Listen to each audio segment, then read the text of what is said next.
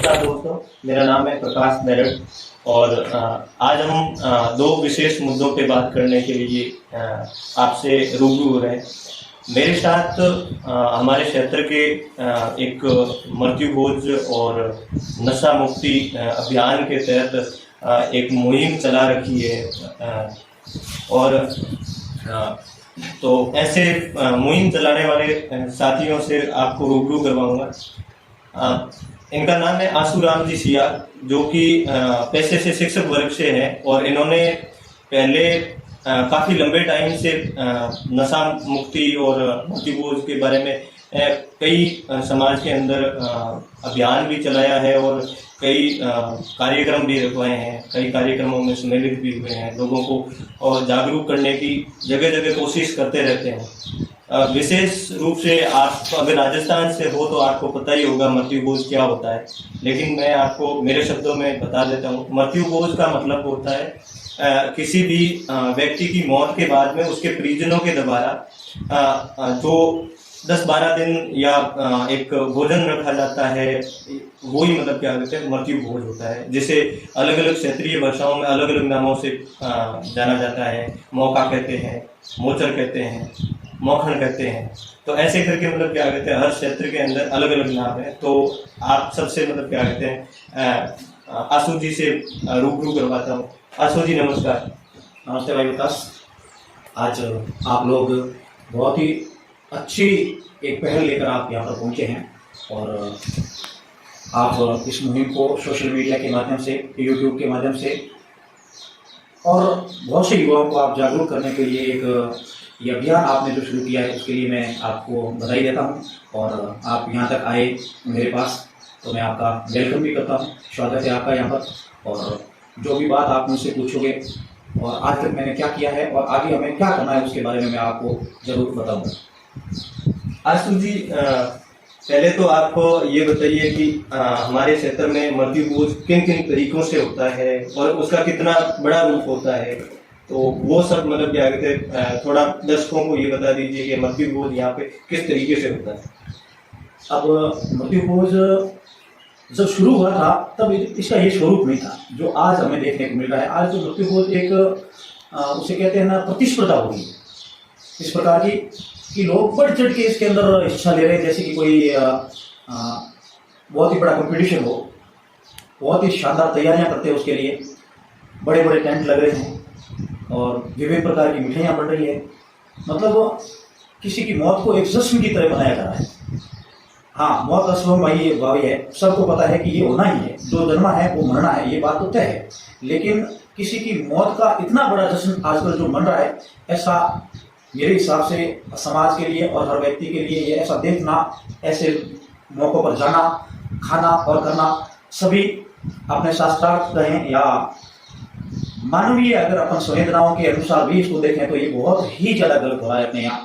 पहले तो 12 दिन तक क्या होता था कि दूसरों के घर पे खाना बनकर आता था, या कोई सक्षम होता था और बड़ा परिवार होता था तो वो संभाल लेते थे। जो बाहर से अपने जो अजीज मेहमान आते थे उनको सिर्फ खाना खिलाते थे। खाने में भी क्या होता था, 12 दिन तक तो वो हल्दी नहीं डालते थे, तो खट्टा बनाते हैं अपने जो सांस होती है उसके अंदर हल्दी भी नहीं डालते थे और प्याज वगैरह ये होके बाजरे की रोटी से वो काम चलाते थे। और आने वाले मेहमान को, और मेहमान भी वो इतने संवेदनशील होते थे, अगर किसी के घर आप लोग बांटने जा रहे हो तो फिर वहाँ ये मन में लेके तो जाओगे नहीं कि मुझे वहाँ जाके मजे लड़े पकवान खाने या मुझे वहाँ बाहर जाके मिठाइयाँ खानी, ये लेकर कोई नहीं जाता। संवेदनाएं व्यक्त करने जा रहे हो, आप किसी का दुख बांटने जा रहे हो, तो आप दूर से गए हो तो थोड़ा बहुत भोजन उनके घर करना वो भी जरूरी नहीं था। जो दूर से जाता था वही करता था। गांव का आदमी तो उसके घर कभी भी भोजन करता ही नहीं था। गांव का जैसे कि किसी गांव में मौत हो गई है तो वो उसके घर भोजन नहीं करता था, वो अपने घर से भोजन करके आते थे और जो बाहर से आने वाले उनके मेहमान होते थे उनकी सेवा में पूरे थे वो लगे रहते थे। उनका काम इतना ही होता था पहले वाला।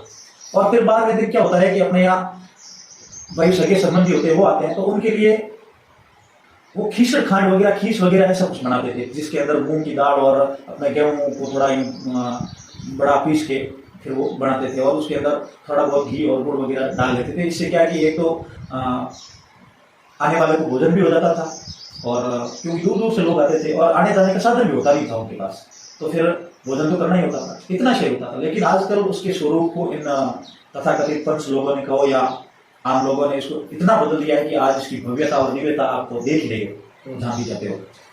इसमें एक तो छोटा सा होता है वो खर्च, जिसके अंदर एक वार्ड को या एक गांव को लोग बुला लेते हैं, पूरे गांव को निमंत्रण देते हैं, हलवा पूड़ी वगैरह बनाते हैं, सब्जियां वगैरह बनाते हैं, और उससे थोड़ा सा बड़ा हो गया वो हो गया बैकुंठ, अपने बैकुंठ निकालते हैं।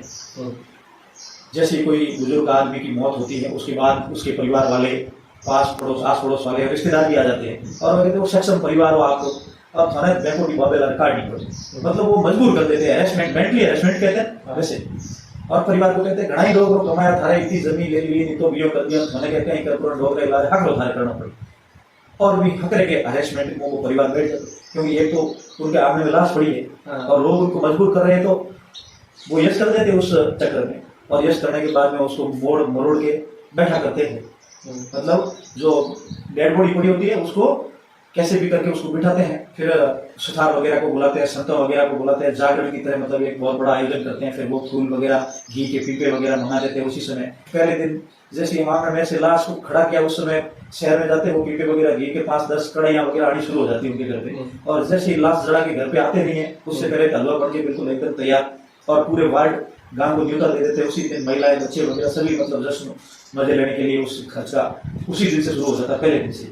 मतलब मानवीय संवेदनाएं खत्म हो चुकी है, आप यूं समझिए। आप लोग घर के अंदर तो एक विलाप कर रही है कि उसका पति है वगैरह कोई खत्म हुआ है, वो तो एक महीने में दुखी बैठी है, 15 दिन तक तो उसको स्नान नहीं करवाते, और बाहर लोग मजे से मतलब वो जश्न मनाते हैं। ये आप समझ सकते हैं कि कितना बड़ा अपने समाज के लिए ये विकृत मानसिकता बनती जा रही है। और इससे भी बड़ा एक होता है बैकुंठ है ना, इससे भी बड़ा होता है, उससे क्या पई चढ़ाओ, पई चढ़ाने वाला कार्यक्रम तो और बहुत भी बड़ा है। उसमें जैसे वो बैकुंठी वाला कार्यक्रम तो वो पूरा सहम होता ही है, उसके बाद में डाडी वगैरह बुलाते हैं, और 6 महीने तक तो उनको मतलब दान दक्षिणा देते हैं। कोई भी डाडी आया उनको नौ लई बात में थारा थे महारानी, मतलब वो दुनिया भर की पंचायती करके उनके घर से दान दक्षिणा ले जाते हैं, और 6 महीने तक घर आने वाले हर एक को नशे की हर सामग्री उपलब्ध होनी चाहिए, डोडा अमल जैसा भी जो करना चाहे वो करते हैं। और सरूड़ी पे के शरीर घी का, तो वो भी घी का 6 महीने तक उनके वो चलता रहता है, और उस चक्कर के अंदर लाखों रुपए लोगों के खर्च हो जाते हैं। बहुत से उदाहरण मैंने देखे हैं कि इतने बड़े जो आयोजन किए हैं ना, वो परिवार अर्थ से फर्श तक पहुंच गए। मतलब पहले बहुत संपन्न थे, और आज उन लोगों की हालत ये है कि उन लोगों की जमीनें बिक गई हैं, गहने गिरवी चले गए हैं, सिर्फ लोगों के कहे के चक्कर।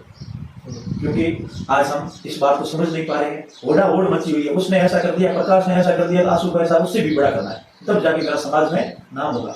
जबकि समाज में आजकल नाम वाला कुछ भी मैटर नहीं है। आप अगर कुछ कर रहे हो तो आपका नाम है, ऐसे करने वालों को आगे बैठता हुआ मैंने आज नहीं देखा, ये स्थिति है। बाकी मतलब क्या कहते हैं, कोई भी रीति रिवाज हो या कोई भी कुरीति हो या कुप्रथा, तो उसकी मतलब क्या कहते हैं समाज में प्रचलित होने की 3 वजह होती है। एक तो धार्मिक कारण होता है, दूसरा सामाजिक कारण होता है, और तीसरा ये जो बिचौलिए पंच वगैरह होते हैं जो बड़े बड़ाई में या ओढ़ा ओढ़ी के चक्कर में किसी व्यवस्था को एक कुरीति का रूप दे देते हैं। तो मृत्यु भोज में क्या वजह रही है? क्या धार्मिक कारण रहे हैं, क्या मतलब सामाजिक व्यवस्था ही ऐसी बनाई गई थी, या फिर मतलब क्या कहते हैं ये पंचों की ओढ़ा ओढ़ी में मतलब इस तरीके की बड़ी व्यापक और भयंकर कुरीति बन गई? अब आपने ये 3 बातें कही है, धार्मिक, सामाजिक और पंचायती, पंचों वाला। तो अगर अपन धार्मिक दृष्टि से देखें इस मामले को, तो हमारा धर्म, हिंदू धर्म कभी भी इस मृत्यु भोज के पक्ष में था ही नहीं। अपने शास्त्रों में आप महाभारत के अनुशासन पर्व में देखोगे तो उसमें स्पष्ट लिखा हुआ है कि किसी की मौत के बाद उसके घर भोजन करना भी बहुत बड़े पाप से कम नहीं है, वहां स्पष्ट लिखा हुआ है। आप किसी भी हिंदू शास्त्र के अंदर देखोगे, मौत के बाद किया जाने वाला कोई भी बड़ा आयोजन या उसके घर भोजन करना भी पाप है, तो फिर अपन ये प्रथा या इसे कहते हैं कुरीति शुरू कहां से हुई है? दूसरा पक्ष अपन देख ले सामाजिक, तो सामाजिक पक्ष, सामाजिक व्यवस्था बहुत पहले से शुरू हो गई थी, ये कोई आज 5-10 वर्षों में बनी नहीं है। तो सामाजिक व्यवस्थाएं समय के साथ परिवर्तित होती है, तो परिवर्तन के मतलब सुधार होना चाहिए। तो पहले अपने समाज में क्या था कि जो नाते रिश्तेदार आते थे उनके भोजन की व्यवस्थाएं होती थी, और जिस दिन घर के किसी के घर में मौत हो जाती थी उस दिन उसके घर में चाय पीनी पड़ती थी।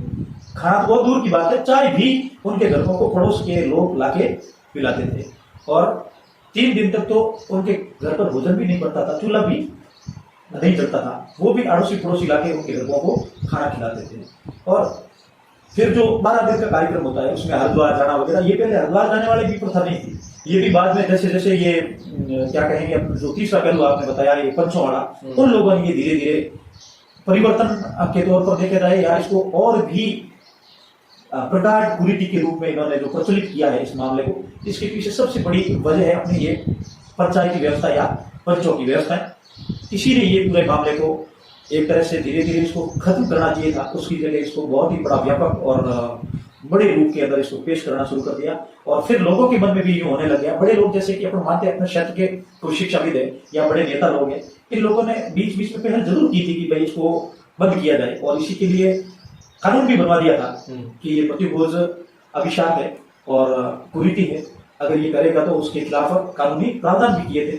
लेकिन एक इतने बड़े तबके के अंदर ये होने लग गया तो फिर कानून भी उसके आगे हाशिया बन गया।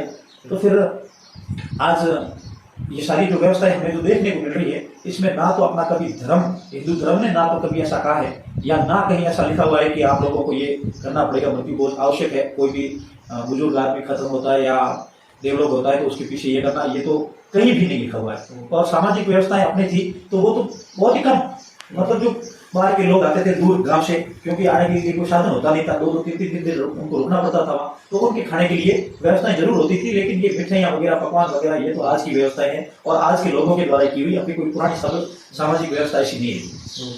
हाँ, वैसे मतलब क्या कहते हैं, मैंने भी कहीं पढ़ा था, जो आपने महाभारत का जिक्र किया, तो महाभारत के अंदर तो कृष्ण का एक वृतांत आता है, उसके अंदर स्वयं कृष्ण ये कहते हैं कि जो मृत्युभोज करने वाला परिवार है या फिर मतलब जो खाने वाला है, दोनों ही पाप के भागी है और मोक्ष को प्राप्ति नहीं होगी उनके पीछे, ठीक है। और दूसरी बात है जो आपने समाज की बात की, तो हम आज भी देखते हैं, आज से हम अपनी दादी वगैरह से किसी से भी बात करते हैं तो और ये चीज तो सुनते ही है कि भाई हमारे घर कितने कितने दूर होते थे, तो वो ठीक बात है कि मतलब रिश्तेदार आते थे संबल प्रदान करने के लिए और वहाँ पे वो खिचड़ा वगैरह बनाते थे। लेकिन जो मेरा दूसरा एक और सवाल इस पे ये है कि कोई भी कुरीति होती है ना, तो उसके पीछे और कोई मतलब नई कुरीतियां पैदा हो जाती है, तो वैसे ही मतलब क्या कहते हैं, मृत्युभोज के पीछे भी ऐसा कुछ है जो मतलब क्या कहते हैं, इस कुरीति के पीछे और कोई नई कुरीति पैदा होती हो या कुप्रथा पैदा होती हो। अब इस मृत्युभोज के पीछे 50 कुरीतियां, मतलब अपने समाज का सबसे बड़ा विध्वंस जो है वो ये मृत्युभोज है। आज का युवा देखो, बुजुर्ग देखो, कोई भी देखो, सबसे बुरी कुरीति है इसके पीछे जो छिपी हुई है वो है नशावृत्ति। नशावृत्ति का अड्डा है ये मृत्युभोज। आप यूं मान लिए, पहले दिन जैसे ही उसकी डेथ हुई है, अपने पड़ोसियों को और क्या कहते हैं रिश्तेदारों को समाचार करने से पहले जो डोडा बेचने वाला है ना, उसको समाचार करेंगे 3 किलो 5 किलो मार करके डोडा भुगा दे, मार के मार जाता है जो डोडा चाहिए, या अमल वाले को जो बेचने वाले बहुत है तो हर घर मिलेंगे आपको, उनको समाचार पहले पहुंचाया जाता है और अपनी बहन बेटी को बाद में बुलाते हैं कि ये डोडा कल चाहिए। तो आज इसका सबसे बड़ा आपने यहाँ जो नशावृत्ति अपने बाड़मेर जिले में, आप मान लीजिए पश्चिमी राजस्थान में 2-3 जिले हैं और विशेषकर 2-3 समाज है जो इसको बहुत ही ज्यादा इसको व्यापक रूप दे रहे हैं। तो हर घर में आपको नशेड़ी मिलेंगे, हर घर में, आप किसी भी घर में चले जाना, बहुत ही कम आपको 0.5% आपको घर मिलेंगे जिसके अंदर नशा करने वाला नहीं मिलेगा। और उस नशा करने वाले के सीखने का जो माध्यम है वो ये मृत्युभोज है।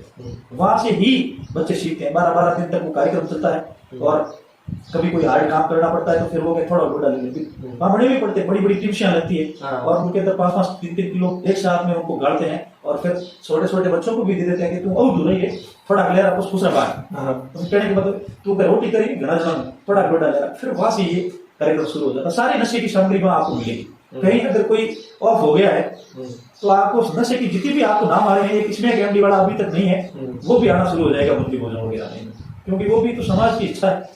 भाई ये जो बच्चे हैं ये भी समाज का इच्छा है, आखिर उनकी सामग्री पहुंचनी चाहिए।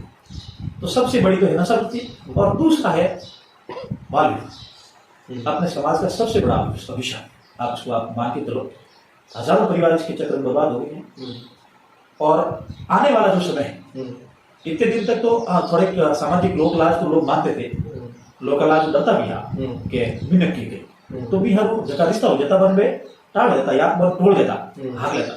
और आजकल की जो व्यवस्था है ना, बिखरते परिवार, टूटते रिश्ते, आप देख ही रही बात, कोई किसी के भी मतलब बस की बात नहीं है। परिवार चाहे कितना भी व्यवस्थित हो, कितना भी बड़ा हो, कहते हैं बड़ी बड़ी उनकी आजकल कोई मतलब नहीं रहा है। तो बच्चे अपने स्तर पर फैसला लेने लगे, बाल विवाह कर दिया, लड़की ज्यादा पढ़ गई और लड़का अगर कम पढ़ा लिखा है तो फिर वो उसके साथ में बढ़ेगी नहीं, आखिर में मामला टूटेगा, बिछड़ेगा और ये तो बस रिश्तेदारियां खत्म हो रही है, भाईचारा खत्म हो रहा है। और इसके पीछे का मुख्य कारण है ये मजबूरी। 20-20 ब्याह साथ में होते हैं, आपने देखा ही होगा। आप तो अभी इतने साल के नहीं हुए, आपने इतना नहीं देखा, फिर भी देखा होगा 20-20, 30-30 एक आंगन के अंदर अपने आप विवाह होते हैं। पता भी नहीं चलता कि कौन सी दुल्हन को किस दूल्हे के साथ में बिठाया जा रहा है। कभी कभी तो ऐसा भी हो जाता था कि अरे मड़ी कहीं खाई पीने नहीं ला रहे कि लोग अभी झाड़ता हो। तो ये व्यवस्थाएं भी इसके साथ साथ में चलने लगी है और अब धड़ल्ले से चल रही है, मतलब खुले आप, कोई किसी को कोई चिंता नहीं है। इंतजार कर लेते 4 साल, बच्ची शादी योग्य हो गई है परंतु वो उड़ीते हैं, इंतजार करते हैं कि माँ जाती रहेगी तो ना मौको करो से ना घेड़ी पड़ना। और घेड़ी पड़ाने के चक्कर में दादी माँ की मतलब 30 की पीढ़ी बड़ पोतियां लड़ पोतियां उनको भी साथ में जन्म भी है नहीं भाई। दादी माँ जिस दिन मौत हुई है उस दिन अगर कोई बच्ची जन्म भी है घर में उसको भी फेरा साथ में, मतलब बहुत ही अच्छी क्वालिटी की व्यवस्था है। थाली में भी शादी हुई, हाँ हुई बहुत सी, थाली में बच्चे को लेके ही फेरे दे दिए और फिर वो आगे जाके रिश्ते टूटते हैं, बच्चे आत्महत्याएं कब तक कर लेते हैं। उनके पीछे की मुख्य वजह बस यही है, एजुकेशन खराब हो जाता है। लड़कियों को जहाँ तक पढ़ना होता है वो पढ़ नहीं पाते, बच्चे को जो करना होता है उससे पहले उनको मजदूरी पर जाना पड़ता है क्योंकि बाल विवाह के अंदर छोटी उम्र में हो गया, फिर उनको पता नहीं रहता लड़की बड़ी है छोटी है, कुछ भी नहीं है। वो सब वो परिवार बड़ी बड़ी आवाज नारेड़ दे दो, फलाना नाम आ गया मामे नारेड़ दे दो, मामो लेगी और फिर ले जा पर मामो की दो के क्या दियो, कोई मतलब नहीं परिवार को, और फिर वो रिश्ते टिकने नहीं, आपको पता ही नहीं। तो इसकी भी सबसे बड़ी वजह है मृत्यु। तो ये समाज के लिए किस प्रकार से अभिशाप बनता जा रहा है आप भी देख सकते हैं। और दूसरी एक वजह और है, मतलब मृत्यु बोझ के पीछे ये जो बाल विवाह होते हैं, आर्थिक भार कम करने के लिए भी जो गरीब परिवार है वो मतलब क्या कहते हैं अपनी बच्चियों की शादी उनके साथ में करवा देते हैं। लेकिन आपने एक जिक्र किया कि मतलब इसके लिए कानून भी बना हुआ है राजस्थान में विशेष तौर से, तो आप मुझे उस कानून के बारे में बताइए और थोड़ा मतलब क्या कहते हैं ये बताइए कि प्रशासन इस पे किस तरीके से कार्रवाई कर रहा है और कानून में कोई सुधार करना चाहिए या फिर जो है अब तक वो ठीक ही है। अब पिछले 2-1 सालों से हमने भी कानून की परीक्षा करी। मैं सुना था कि मृत्यु बोझ अधिनियम का जो कानून बना हुआ है उसके अंदर काफी सख्त नियम है कि आप अगर किसी को सूचना प्रशासन को मिल जाती है कि वहां पर मृत्यु बोझ का आयोजन किया जा रहा है तो प्रशासनिक अमला वहां जाके उस मृत्यु बोझ को रुकवाएगा, सख्ती से उनके खिलाफ कार्रवाई करेगा और उनको नोटिस देने के बाद में भी अगर वो करते हैं तो उनको जेल तक का प्रावधान है, इसके अंदर प्रावधान किया गया है। लेकिन आप और हमने सब ने पिछले 2-1 सालों में देख लिया पूरा कार्यक्रम, खूब कोशिश कर ली प्रशासन को सूचित करते, हाँ प्रशासन तक मैसेज पहुंच जाता, प्रशासन का अधिकारी नोटिस देने गया, नोटिस देके उनको कह गया था कि आपके खिलाफ शिकायत हुई है, शिकायत करने वाले के नाम उसी समय वहां देके आ जाता था भाई उसने आपके खिलाफ शिकायत कर दी। ठीक है कोई बात नहीं, शिकायत मैंने कर दी है या मैंने सूचना प्रशासन को दी, उसको शिकायत के रूप में ले लिया इन्होंने, जबकि होता ये है कि हम प्रशासन को सूचित करते हैं। सूचित करना और शिकायत करना दो बहुत अलग अलग बातें हैं। शिकायत का मतलब होता है कि आप किसी के साथ द्वेष भावना से कुछ कार्रवाई कर रहे हो तो वो होती है शिकायत। तो हम प्रशासन को सूचित कर रहे हैं कि हम लोगों के द्वारा समझाने के बाद में भी और पंच लोगों के दबाव में या समाज के दबाव में कोई व्यक्ति अपना आर्थिक नुकसान करने जा रहा है तो उसको प्रशासन के माध्यम से उसके ₹1,00,000 का खर्च हम बता दें, उस माध्यम से सूचना देते हैं और उसको लोगों ने ले लिया कि इन लोगों ने हमारे खिलाफ शिकायत कर दी और प्रशासनिक अमले का आप रवैया देखो, वहां गए नोटिस दिया, नोटिस वाले दिन वो बारोटे होके आते हैं जिसकी कर जाते हैं नोटिस देने, वहां भी अमर ढोडे वगैरह, मतलब इस पुलिस में कहो आप कोई भी डिपार्टमेंट देख लो इतने नशेड़ी भरे पड़े हैं और अपन कल्पना करते हैं कि समाज को नशे से मुक्त करेंगे प्रशासन के माध्यम से। वहां गए नोटिस देने, अमर डोडे पिए, रोटे ठोके और उनको स्कीम बता के आते हैं कि 12 दिन होगा ना आपके कार्यक्रम, उस दिन उनका दबाव होगा तो हम पुलिस के साथ भी आएंगे, थे भी दूध कर देगी हर वो है भैया को मिठाइयां दूध है भी बना दिए और पूरी कैट लगे फट होने लगे पति के साथ ऑर्डर घड़ो है बढ़ के बेटा वे हैंगे रुपड़ा है वो फलानिया जो सूचना देते हैं उनका वो सारा डिटेल वहां देके आते हैं और फिर वो पूरी सूचना वहां और वो जो तरीका है वो पूरा बता के आते हैं उन लोगों को। तो उल्टे वो परिवार और भी ज्यादा बर्बाद हो गए क्योंकि उनके वो ट्रांसपोर्टेशन चार्ज और ज्यादा लग जाता है और जो लोगों के लिए अपने भाई बहनों के लिए जो व्यवस्था करनी होती है वो भी वो पूरी तरह से कौन आया कौन गया किसी का उनको पता नहीं रहता, लोग दूसरे घर आते हैं ठोक ठाक के चले जाते हैं। ये आजकल इस जो अपना कानून जो बना है, इसके माध्यम से हमें समाज में ये फायदा जरूर मिल रहा है। अब क्या करें, क्या सूचित करें, प्रशासन को सूचित करेंगे, अगला परिवार और ज्यादा बर्बाद होगा बेचारा। इसीलिए सबसे पहले तो है जागरूकता। अगर सामाजिक जागरूकता लाकर अगर हम युवा लोग अगर मिल जाए ना बहुत से, और कन्विंस कर रहे हैं अपने अपने परिवार, बहुत ज्यादा हमें सामाजिक सुधार करने की जरूरत नहीं है कि हम ऐसा कर देंगे वैसा, अपने अपने परिवार को कन्विंस करना शुरू करें। 12 दिन तक जो कार्यक्रम चलता है उसके अंदर नशा पूरी तरह से बंद करवा दे, और 12वें दिन एक सामान्य से सब्जी रोटी के साथ में अपने भाई बहनों को खाना खिला दे, बहुत बड़ी व्यवस्था हो जाएगी। क्योंकि एक सिस्टम है कि कोई भी व्यक्ति कहीं से भी आएगा ना, वो ये दिमाग में लेके नहीं आएगा कि मुझे वहां जाके मिठाइयां खानी है। वो आएगा कि मैं उसके साथ उसके परिवार का रिश्तेदार हूं और मुझे वहां जाके उनके साथ में 2 घंटे बैठना है और उनका दुख बांटना है, उस मकसद से वो आता है। लेकिन अपन लोगों के दिमाग में ये होता है कि भाई भाई साहब तुम्हारे तो आलस बन अगर मिठाई नहीं दिमाग में कहीं छोड़ना, जबकि ऐसा नहीं होता है। क्यों? अपन भी तो कहीं किसी के घर जाते हैं तब मन में ये थोड़ी लेके जाते हैं कि भाई के पास जाएंगे और क्या दूध की केड़ी बनोड़ी हो, सखियों के काठी हो, कमड़ी हो, ये लेके थोड़ी जाते हैं। जैसा उसके घर में व्यवस्था होगी वो ग्रहण करके हम आ जाएंगे, ये होता है। लेकिन इस स्वरूप को जो लोगों ने बदला है और प्रशासन ने जिस प्रकार से इसका जो तहस-नहस की इस व्यवस्था को, कल्पना भी नहीं कर सकते। इस वैसे मतलब क्या कहते हैं जो 1960 के अंदर अधिनियम बना हुआ है मृत्यु घोषणा, और दूसरा मतलब क्या कहते हैं इसके अंदर और भी प्रावधान जोड़े गए हैं लगभग 61 के अंदर। तो उन सारी चीजों में एक तो ये व्यवस्था की गई है कि अगर कोई भी मृत्यु भोज करता है या फिर वहां पे खाने के लिए जाता है या फिर उसको मृत्यु भोज करने के लिए पैसे उधार भी देता है या फिर सामान उधार देता है या सामान देता है, उस बंदे पर भी कार्रवाई होगी और 1 साल की सजा और मतलब 1000 रुपए जुर्माना। उस टाइम के हिसाब से वो चीज बहुत थी, लेकिन अभी के हिसाब से तो ये कुछ नहीं है। लेकिन आपने एक और चीज का इसके अंदर जिक्र किया कि मतलब पंचों की इसके अंदर इतनी बड़ी भूमिका होती है, तो मैंने सुना था आपके घर पे भी मतलब कोई पंच आए थे। हाँ, मैंने 1-2 जगह सूचनाएं दी थी ऐसे मृत्यु भोजों को बंद करने के लिए। तो पास के गांव का ही मामला था। तो लोगों को पहले फोन करके भी सूचित किया था कि आप इतना बड़ा आयोजन मत करो, कोई मतलब इसका है नहीं। आप जिस मकसद से कर रहे हो, आपके मन में ये है कि परिवार को घोटा उजिए हो, वापस मन धगले पाटे बुला लें, क्यों इस 5-7 लाख रुपए के आप बर्बादी कर रहे हो? इससे तो अच्छा है आप किसी बच्चे को पढ़ाओ या किसी अपने बच्चे को दुकान करवा लो, आप रामजी रोड पे या गुड़ा मालानी पे कहीं भी ले जाके 5 लाख 7 लाख का इन्वेस्टमेंट करेगा तो कम से कम महीने के 5-7 हजार 10 हजार 20 हजार कमाएगा। आज जो आप लोग खर्चा कर रहे हो, 2 दिन के अंदर लोग ठोक के उठ जाएंगे और कहेंगे क्या क्या बेटा सब्जी तो की काम ही हो सत्यानाश कर दियो है, वहां लूण का मन खारी बड़े मुकाबले बोली खारी हुई है एंड मिठाई को दोनों कहीं हगो हगो है बिली जुड़ो और सैकियों तो बीड़ी जो हाथ को भागे बेटे भाटे भी खाई। मतलब आप कैसी भी व्यवस्था कर दोगे ना तो भी लोग तो यही कहने वाले हैं। आप घर के आप पूरा घर आप खिला दोगे तो भी लोग कहेंगे कि हवड़ कोई नहीं जड़ होना चाहिए, अभी खिलौने में हम प्यार बेड़ो भी बोल। तो फिर अपने करने का मतलब क्या हुआ? जब आप इतने पैसे की बर्बादी कर रहे हो, अपना टाइम खोटी कर रहे हो और जो एक सबसे बड़ा सामाजिक अभिशाप है इसको आप आगे बढ़ाने की कोशिश कर रहे हो, तो फिर इसको खत्म ही करो। जब लोग आपको नहीं कह रहे हैं कि भाई ये अच्छा हो गया तो फिर इसको करने का फायदा क्या? ये बात उन लोगों को समझा दी, फिर भी लोग क्या कहना ये तो करो। तो मैंने कहा मैं प्रशासन को मैंने सूचित कर दिया है, प्रशासनिक लोग आएंगे आपको रोकेंगे, नहीं रोकेंगे तो हम भी उनके पीछे लगे हुए, उनकी मजबूरी होगी कि आपके इस बोझ को रोकेंगे। तो उन लोगों ने आसपास के जो हमारे रिश्तेदार थे उनको हमारे घर 5, 10, 15 को एकता करके गाड़ी भर के भेज दिया कि बिने को मारसन के मोटी नहीं करे शिकायत मारे के वो पाव राबड़ी पाओ के पाव पानी पाओ जो मोटी लोगों ने और के बीड़ी मतलब उससे मेरा तो कोई मतलब नहीं था भाई, इससे कि भाई उनके 5 लाख का खर्च बचाने से मेरे को 50 हजार का फायदा कोई था, कोई प्रॉफिट नहीं था मेरे को। मुझे पता है कि लोग जो ये कर रहे हैं इससे सबसे ज्यादा फायदा है दुकानदारों को, खाने वालों को भी कुछ नहीं है। खाने वाले क्या करेंगे, 2000 लोग आएंगे 1 घंटे में खा के चले जाएंगे, अगर वो घर खा ले तो क्या फर्क पड़ता। परंतु सबसे ज्यादा प्रॉफिट है उन दुकानदारों को। कुछ भी नहीं गया उनका, खोटा घी, खोटा सारा माल, तेल तक खोटा, और लोग खोटा खा के जाएंगे, हॉस्पिटल में जाएंगे, मरेंगे, उससे कोई मतलब नहीं उनका। उनका मकसद था अपना सामान बेचना, बिक गया और लोगों का था तो खर्च कर दिया, हमें बेदगले पाटे पहुंच गया बंद।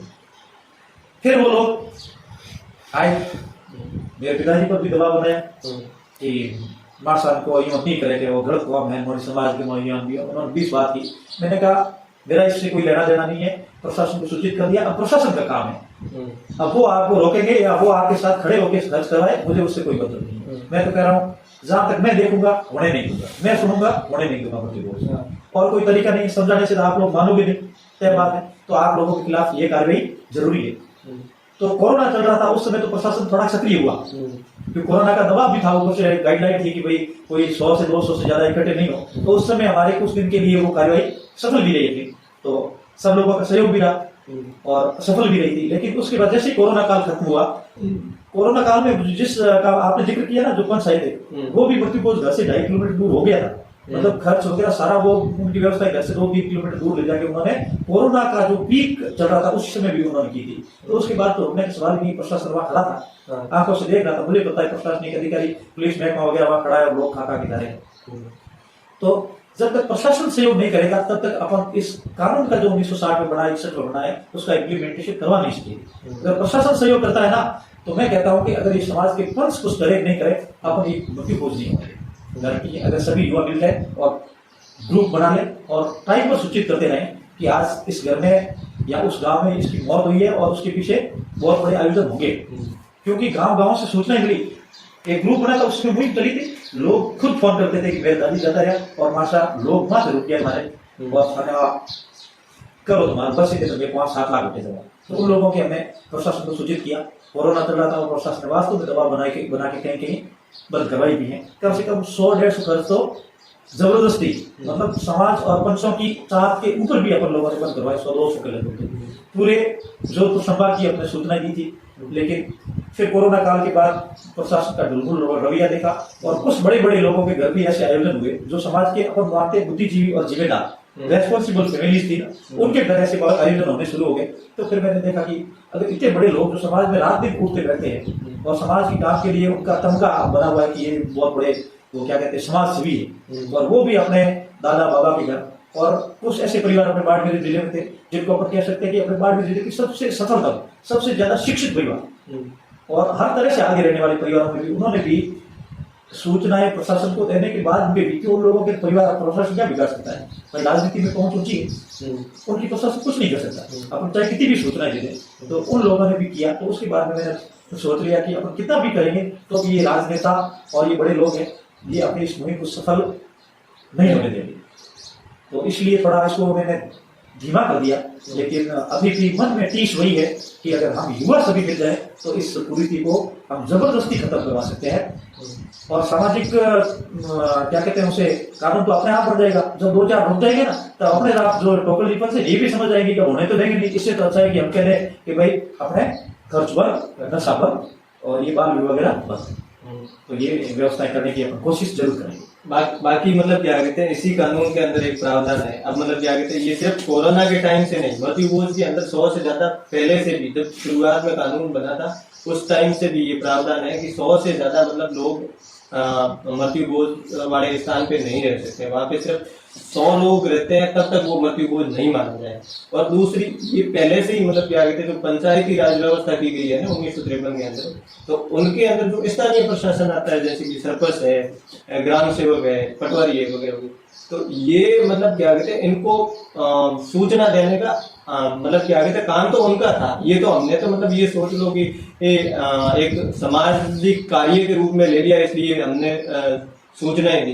बाकी काम विशेष रूप से उनका था, उनको उस प्रावधान के अंतर्गत रखा हुआ है कि उनका कार्य है सरपंच वगैरह ये मतलब क्या कहते हैं वहां तक प्रशासन तक बात पहुंचाए।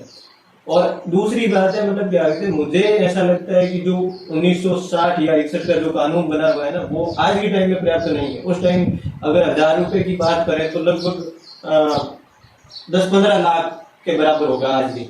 और आज मतलब क्या कहते हैं, 1000 रुपए तो कोई मायने नहीं रखते हैं। अगर जुर्माना 1000 रुपए का लगा भी दे तो किसको क्या फर्क पड़ेगा। और उसमें कई चीजें और भी थी जिनके अंदर मतलब क्या कहते हैं, ये उनको न्यायालय के अंदर भी कई प्रावधान थे अगर ऐसा कोई करता है तो उस हिसाब से। बाकी मतलब क्या कहते हैं, जो पंच है उनकी तो मैंने खुद ने भी मतलब क्या कहते हैं आपके साथ रहा हूँ, मैंने ये चीजें देखी है कि मतलब किस तरीके से ये घेराव करते हैं। और एक तो मृत्यु भोज से मतलब क्या कहते हैं, वो परिवार वैसे भी कर्ज तले दबता है। दूसरा मतलब क्या कहते हैं, ये जो बाल विवाह होता है तो उससे मतलब क्या कहते हैं, आने वाली पीढ़ी और बर्बाद हो जाती है। लेकिन इन सब के बावजूद एक तो आपसे ये चीज पूछना चाहूंगा कि जो ये नशे का जो कुरूप है, तो इस पे भी मतलब क्या कहते हैं, अभी तक कोई लगाम लगी है समाज में, या फिर वैसे ही शुरुआत के टाइम से ही मतलब जैसे चल रहा है वैसे ही उतना ही विकृत रूप में ही चल रहा है? अब नशे की तो स्थिति आप देख ही रहे हैं और हम सब भी देख रहे हैं, सबकी नजरों के सामने हजारों परिवार बर्बाद हो गए हैं। आज अपने क्षेत्र में तो एक भी परिवार इस नशे की लत से बचा हुआ देखने को नहीं मिलेगा। बहुत ही कोई लकीली कोई क्या कोई हकरी कमाई वाला कोई परिवार है बावड़ा, तो वे अगर बच गया है तो वो ने भी लोग लाग लाग उड़ाएंगे कि ना अगर हमें सपेट में आवे और कि नबी नहीं की हगे लाटे दो। तो नशो और नशे की जो वृत्ति आज बढ़ रही है, इसने एक नया रूप ले लिया है। पहला बूढ़िया नशो करता नहीं, बिना सिर्फ वही कारण होता कि अमल बड़ा उड़ लेता, एक आदमी जड़ी लेता बहनों को नहीं कि भाई के लफा बरबर आजकल बूढ़िया भगा हुए थे, जो नशो को होता सिर्फ कुछ आपको शारीरिक तकलीफ होती थी, भी हद भी नशे में दवा रूपी काम देता। और आज कोई मतलब नहीं है उसका। जहां भी मौका मिला ठोकने बैठ जाओ, जो भी मिला। अगर अमल खाते हो तो अमल, डोडा खाते हो तो डोडा, इसमें खाते हो तो इसमें एमडी, और ये दूसरे जो छोटे नशे हैं ना, जर्दा, बीड़ी, सिगरेट, दारू, ये तो आम बच्चा स्कूल में पढ़ने वाले, आज हमें कहते हुए हमारे स्कूल में बैठे हैं, लेकिन स्कूल में पढ़ने वाले बच्चे भी ये सिगरेट, बीड़ी वगैरह मतलब आंखों से देखा है हमने। तो सीख कहाँ से रही? परिवार से। बालक की प्रथम पाठशाला क्या होती है? परिवार। और परिवार में सारे नशा करेंगे। बच्चा जन्मा है और जैसे ही उसने देखना शुरू किया, बाबू बेटा जद्दू मारे, काको जी जद्दू मारे, बाप जद्दू मारे बैठो, तो बच्चा क्या सीखेगा? वही सीखेगा कि बाबू खे काको खे और कने पड़ोसी बे खे, मतलब जद्दू है वो बढ़िया चीज खे, खावन में है वो बढ़िया आई है, ये बढ़िया कोई है कोई। और पूरी मंगावे की कनो बैठा बैठा संतरे में सोला जाइए दुकान में 10 रुपया दे रहा मेरी के लेना ही पूरी, और वो तापर से पूरी देना हो गए तो एक दुकान मार को जब वीडियो में लाल लपाटो कॉल एक पीड़ी काट दे, बाबू पिए एक कॉफी टेस्ट करो, बाबू पिए और के मोबाइल लाल लपाटो काट बाबू की गिने काट बोल देते हैं, ये एक आवे जाने एक दो पी ले। क्योंकि बच्चों के मन में बहुत जिज्ञासु होते हैं, वो ये जानना चाहते हैं ऐसी चीज है क्या इसके अंदर, ताकि हम भी टेस्ट करें। और उसी टेस्ट के चक्कर में लत बढ़ जाती है, और फिर लत एक बार आदत बन जाती है ना, फिर उसके बाद छूटना बड़ा मुश्किल काम है। और इसके पीछे की सबसे बड़ी वजह है परिवार। परिवारों से अगर अपन शुरू करेंगे कि मैं नहीं खाऊंगा, मेरे परिवार को किसी को नहीं खाने दूंगा, अगर ये शुरुआत अपन कर लेंगे ना, तो ये नशा तो कोई बहुत बड़ी बात नहीं है, इसको खत्म कर सकते हैं। सिर्फ पारिवारिक संस्कार ही इसके अंदर काम आएंगे, इसकी सिवाय संगत का असर तो होता ही है। जैसे मैं नशेड़ी हूँ और मेरे पास में आएगा, उसको मैं नशा करवाने के लिए प्रेरित करूंगा 100%। तो विशेषकर लोगों को ये ध्यान रखना है कि अपने बच्चों को ही आज से शिक्षा देनी शुरू कर दे, कहाँ वो जाता है, किसके साथ उठता बैठता है, उसका अगर आज से उसको ट्रैक करना शुरू कर देंगे ना, तो परिवार से धीरे धीरे हो सकता है ये नशा खत्म हो जाए। और जैसे परिवार से खत्म होगा तभी समाज से होगा, और तभी अपने प्रदेश से होगा। और आजकल का जो विचार जो हम देख रहे हैं ना, अगर इसी तरह से चलता रहा तो एक दिन एक भी घर नहीं बचेगा इसकी जन्म आने से। आप देखते रहना एमपी, इसमें कहीं भी आपको सुनी जगह मिल रही है ना, वहां पर आपको ये पत्तियां पर ढेर मिलेगी, नोट के ऊपर 10-10 के नोट जले हुए आ जाते, क्योंकि जब वो ये रोटी के ऊपर जो डालने वाली आती है ना, क्या कहते हैं उसको, तो उसके ऊपर वो लेके फिर नीचे से वो तूड़ी वगैरह लगा के वो बीच में वगैरह वो ऐसे खते पीते हैं, तो वो आपको हर सुनी जगह पे वो देखने को मिल जाएगी। तो है कहाँ से? अपने परिवार की है बच्चे, और क्या है भाई। धीरे धीरे आज मेरे परिवार के कल उनके परिवार को होगा, या हर परिवार तक ये जाने वाली चीज है। तो आज से अगर हम नहीं संभले तो इनके खिलाफ कुछ पुख्ता कार्रवाई नहीं की, प्रशासन का भी सहयोग हमें लेना जरूरी है। प्रशासन तो आंखें मुझे पड़ा है, क्योंकि प्रशासनिक अधिकारी खुद नशे से इतने ग्रस्त है, मैं तो खुला कह रहा हूँ कि सबसे ज्यादा नशे की चीज आप कहाँ मिलेगी, या तो किस कहाँ मोती भोज हो रहा है वहाँ, या पुलिस थाना खाने के लिए और खाने वाले, सबसे ज्यादा आपको वहीं मिलेगी। तो फिर वो लोग क्या करेंगे, उनके मन में भी वो दया आ जाती है कि यार आप ही खाते नहीं, वहां पर नहीं लाते, उनको बोले क्या पकड़ो आम बाग के लिए, ठीक है। और इसी आम बाग को के चक्कर के अंदर आज अपने हालात इतने विकृत हो गए हैं और इतने मतलब खतरनाक हो गए हैं कि अपन कल्पना भी नहीं कर सकते। दूसरी बात है जो मृत्यु बोझ होता है ना, तो इस मृत्यु बोझ में एक लोगों का एक तर्क रहता है कि भाई हमने बूढ़िया किया है और बूढ़ियों में ला रहे अगर नहीं कारण खड़ा हो लोगों से, तो फिर किंग लगाएगा। और एक दूसरे और तरह क्रिया करे कि मतलब जब उस मृतक की मौत होती है तो उसके बाद में उसकी आत्मा को शांति मिलने के लिए या मोक्ष की प्राप्ति होने के लिए ये जो लोगों को खाना खिलाते हैं उससे उनको मतलब क्या कहते हैं मोक्ष की प्राप्ति हो जाती है। तो मतलब क्या कहते हैं, वैसे तो ये कहावत है कि भाई भूखे पेट को अगर भोजन कराए तो पुण्य होता है, बाकी मतलब भरे पेट को तो भले ही ठूस ठूस के गिरवा दो उसको क्या फायदा है और क्या फर्क पड़ता है, वो कोई पुण्य में नहीं आता। लेकिन लोगों की ये एक समझ बन चुकी है कि ये हम कोई गया है तो उसके पीछे खाना खिला दिया, इसका मतलब क्या कहते हैं उसकी आत्मा को शांति मिल जाएगी और हमें पुण्य हो। तो पुण्य करने के तरीके और भी हो सकते हैं। तो आपसे मतलब क्या कहते हैं समाज के अंदर अगर इस मृत्यु बोझ को एक अगर कोई व्यक्ति अगर अपने जो भी बुजुर्ग है या जो भी मृतक है परिवार के अंदर, तो उसके पीछे अगर मान लो पुण्य का कार्य करना चाहता है बजाय मृत्यु बोझ के, तो ऐसी कोई राह मतलब आप मतलब क्या कहते हैं समाज को बताइए जो और अलग तरीका ले सके ताकि मृत्यु बोझ। भाई सबसे पहले तो अगर किसी के मन में ये है कि भाई मैं मेरे बुजुर्गों के पीछे जो खर्च करूंगा या जो खिलाऊंगा उससे ही उनको पुण्य मिलेगा, तो ये उनकी सबसे बड़ी गलती है। और अगर चाहते हो कि खिलाने से ही पुण्य मिलेगा तो फिर आप उनके मरने का क्यों इंतजार कर रहे हो। बेचारे बड़े बुजुर्गों को किसी ऐसी गाड़ी में बैठा के कोई धाम की यात्रा कराए, कोई अच्छे तीर्थ स्थल की, कोई दर्शनीय स्थल की, वहां ले जाओ। जैसे कि गंगा स्नान करना अपने यहाँ पवित्र मानते हैं, चलो गंगा जी का स्नान करवा लो, वापस लाओ उनको जिंदा। फिर आपके पास में अगर पैसे हैं बहुत तो आप गाँव वालों को बुलाओ, 10 गाँव बुलाओ, उनके हाथ से खाना खिलाओ ना। जो बुजुर्ग है उनके मरने का इंतजार कर रहे हो उससे तो अच्छा है उनके जिंदा सके आप करवाओ ना। भाई खाना खिलाने से पुण्य मिलेगा तो मरने से बाद में मिलेगा वो पहले ही मिल जाएगा।